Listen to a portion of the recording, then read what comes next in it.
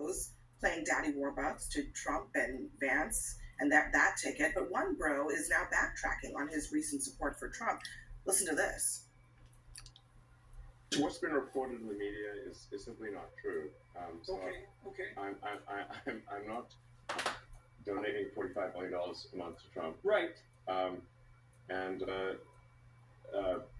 no. What I have done is I have created a PAC or super PAC, whatever you want to call it. Yeah. Which I simply call it the America PAC. CNN media analyst Sarah Fisher is joining the table. Sarah, wow, that's quite the rollback from Elon Musk. What do you think is going on there? I think he's playing semantics. So what was reported was that he's donating this money to this PAC, and when pressed, are you giving this money to Trump? He's saying, no, the media got it wrong. It's not going to Trump. It's going to this other PAC, and that's all about American values. But let's be real, these two things are completely aligned, because the values that he's talking about, corporate tax breaks, rolling back things like ESG and DEI, those are things that are more aligned with the Republican Party. And by the way, he's already said that that's where his support is going to be. So I think he's just trying to push back at the mainstream media, because that's part of what he does. Yeah, it's so interesting to watch, like the Elons, the Teals, the Sacks of the world, and they're lining up with the Republican ticket because of a particular worldview. But on the other side, you've got Democratic women, Hollywood. You've got people like Lorraine Powell Jobs, who's a longtime supporter of Kamala Harris. She hasn't spoken out just yet, but also Melinda French Gates. She recently created her own foundation. She's being much more vocal about these issues.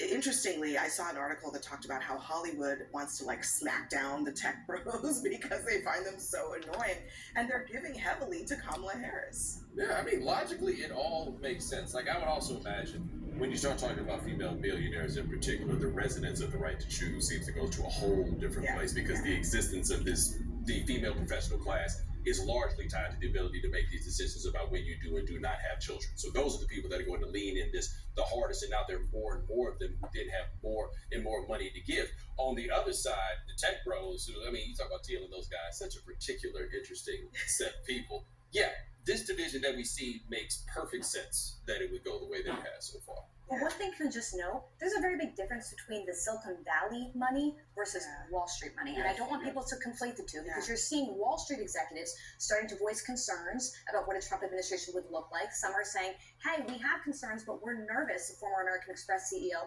about vocalizing them for retribution. This is a different class than the types of PayPal mafia crew in Silicon Valley. It's different money. Yeah, some of it has to do with the Wall Street folks are worried about the shareholders, and people like Elon Musk, they're just throwing money out. Also, these guys, by their nature, are disruptors, and in a sense, they are investing in Trump as a disruptor, and particularly in J.D. Vance, who they promoted aggressively. He's a protege of Peter Thiel, promoted aggressively for this ticket. And I think we shouldn't dismiss the fact that they probably like Trump's tax policies. Yeah, I'll just add, by the way, that it was framed with the amount of guys who are stepping up and supporting super PACs for President Trump, and women who are stepping up. And there are a lot of women who are stepping up in a very big way supporting President Trump. And not to start naming different names, and there's also males who are stepping up in a big way to support the Democratic ticket. And there, fortunately, are also a whole lot of low-dollar donors all across this entire country on both sides of the aisle who are donating $5 or $25 to their donor, their candidate of choice. Don't you think, Lee, that here's an interesting thing I want your take on. Lloyd Blankfein, the former CEO of Goldman Sachs, he said this: some of my friends are embarrassed to say they're voting for Trump, but not as embarrassed as they used to be.